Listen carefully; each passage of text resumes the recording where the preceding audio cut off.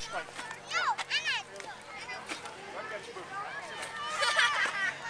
Alright? We can't walk some of these guys. We can't throw some of the balls. Okay? From the first game, that's what really hurt us. We just threw a ton of balls. Parker's good. Alright, now, the good thing was, we smoked some balls. We had more well-hit balls, hit over the outfield, we have in the first year. Tomorrow? That was great. 2 games. He's going to swing fast. Good decision. So now we moved up in the lineup. We had some clutch hits in the next to last team right there. Pitch hits over the head. Morgan drives in the outfield. Christopher gets home. We got a bunch of hits in the head. I mean, really good. Okay? He looks like the party balls were out. I mean, TJ swings in on the flat. Guy made a play. That happens. Okay? All right. Base run. Here's another good thing. Okay?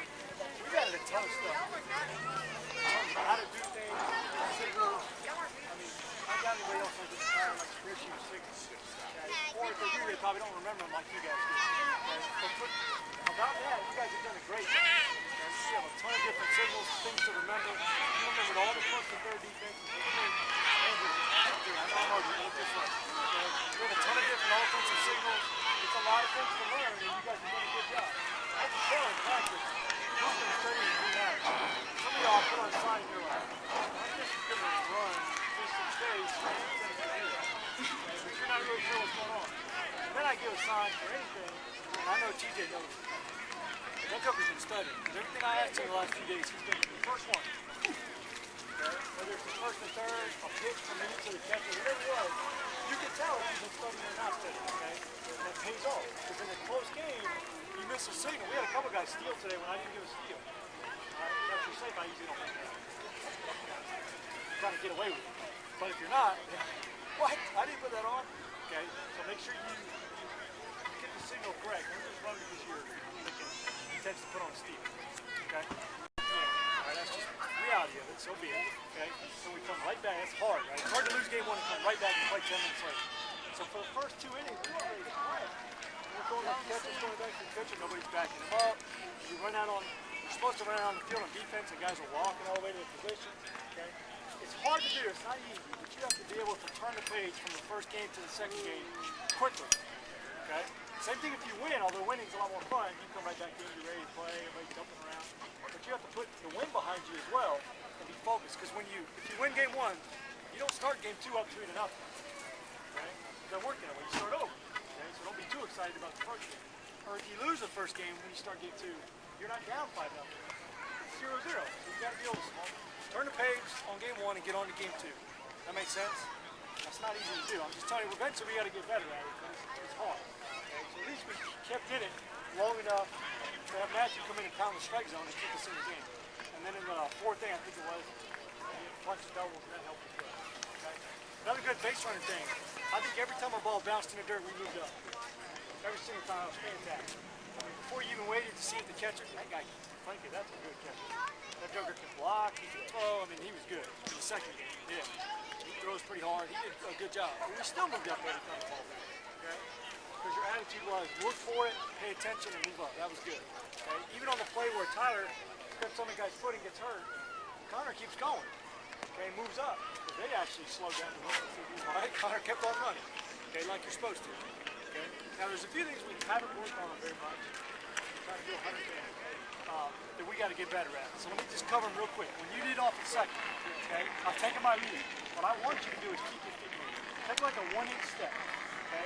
So 1, you're getting a little bit bigger, but 2, you're not getting flat footed. The worst thing to do is just go, boom, stop, and have your heel on the ground. Now when the guy pitches, he hits it, whatever, if you want to steal, you start to put a stance. It's like having an anchor out.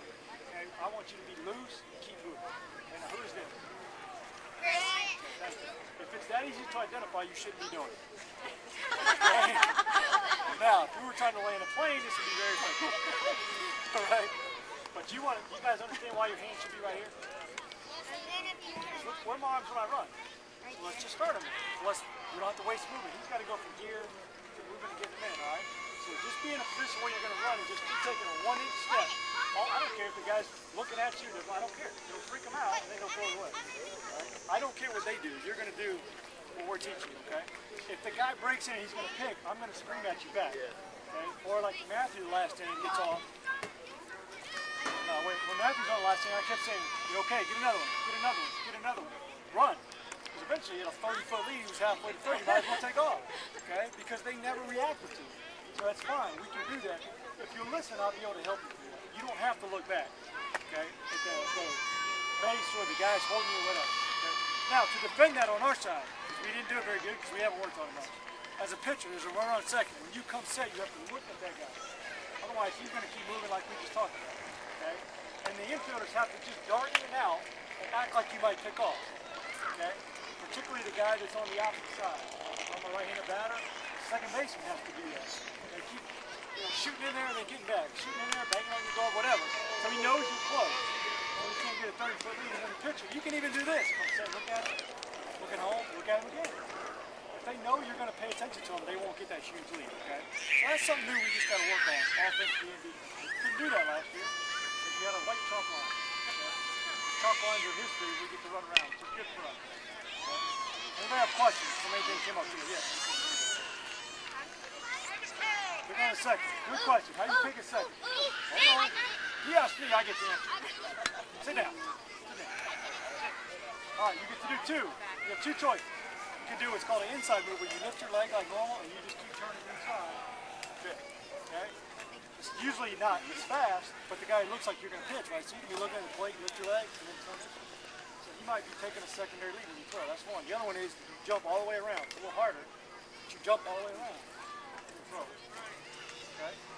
You'll throw it harder that way, but you have to turn your head all the way around and pick up the second base when you throw. Okay? So you're probably more likely to use this one. Lift and then turn it.